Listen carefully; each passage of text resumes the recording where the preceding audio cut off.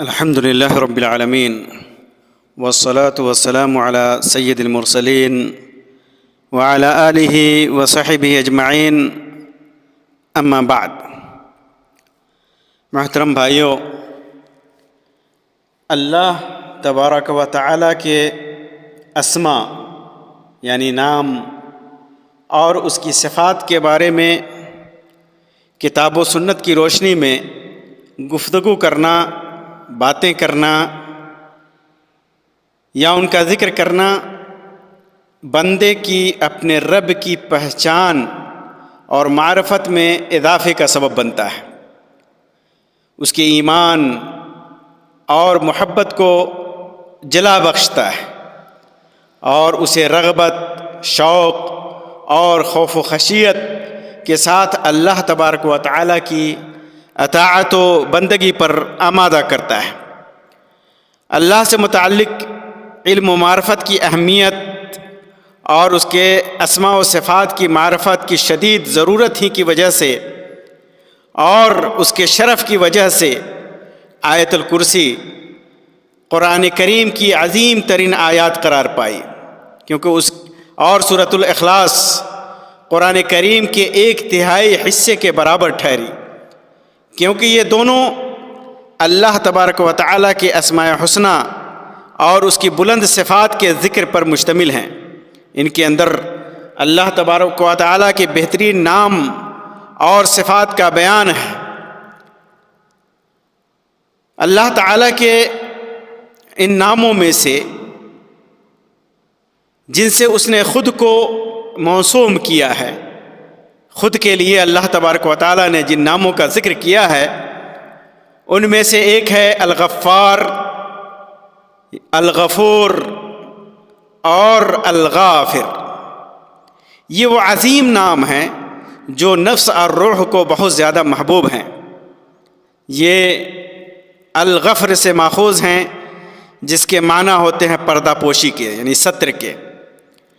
ان اسماء کا مفہوم یہ ہے کہ اللہ تبارک و تعالی اپنے بندوں کے گناہوں پر پردہ ڈالتا ہے، ان کے برے اثرات کو مٹا دیتا ہے اور جس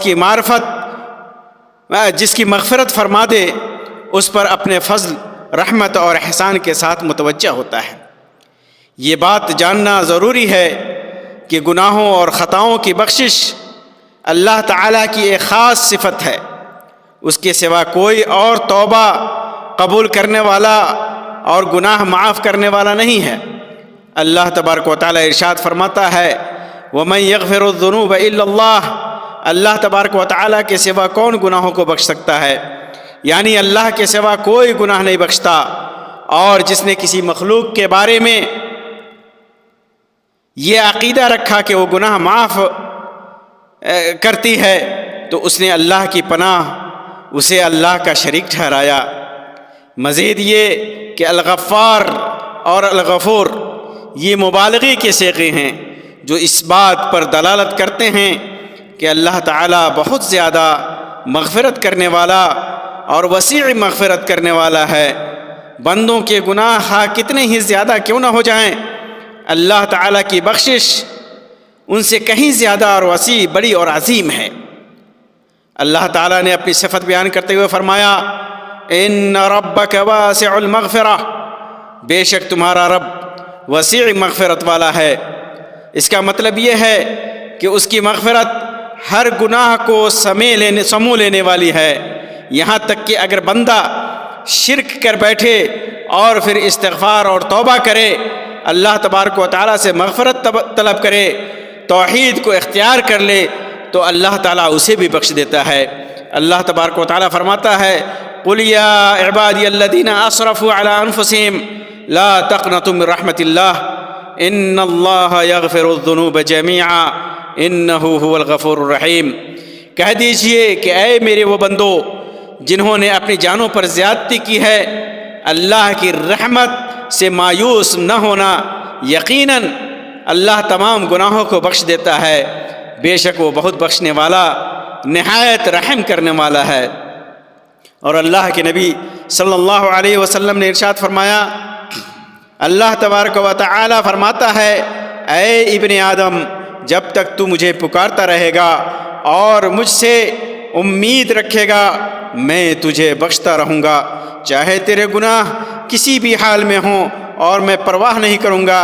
اے ابن آدم، اگر تیرے گناہ آسمان کی بلندیوں تک پہنچ جائیں، پھر تو مجھ سے معافی مانگے تو میں تجھے بخش دوں گا اور مجھے کوئی پرواہ نہ ہوگی۔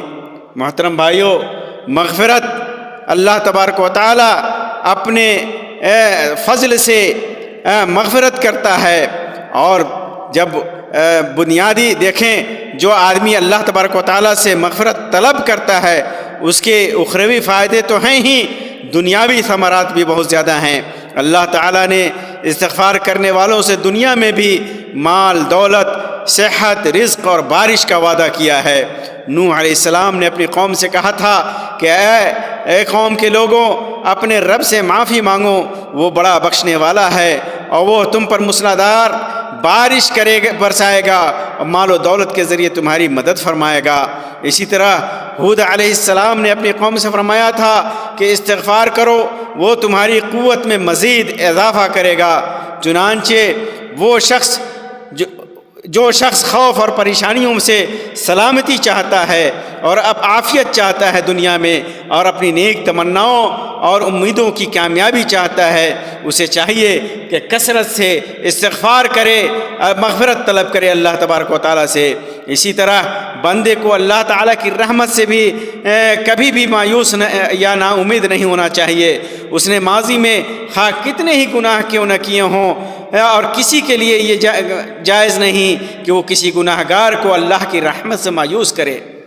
یہ کسی کو کہے کہ اللہ تعالیٰ تمہارے گناہ اتنے زیادہ ہیں، اتنے بڑے ہیں کہ اللہ تعالیٰ تجھے کبھی نہیں بخشے گا، ایسا کسی کے لیے جائز نہیں ہے کہ وہ ایسا کسی سے کہے۔ صحیح مسلم کی ایک روایت میں نبی صلی اللہ علیہ وسلم سے مروی ہے کہ ایک شخص نے اللہ کی کہا کہ اللہ کی قسم، اللہ فلاں کو نہیں بخشے گا۔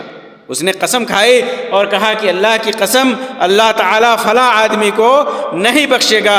تو اللہ تعالیٰ نے فرمایا وہ کون ہے جو مجھ پر قسم کھا کر کہتا ہے کہ میں فلاں کو نہیں بخشوں گا؟ میں نے یقیناً اسے بخش دیا اور تیرے عمل کو ضائع کر دیا، تیرے عمل کو برباد کر دیا۔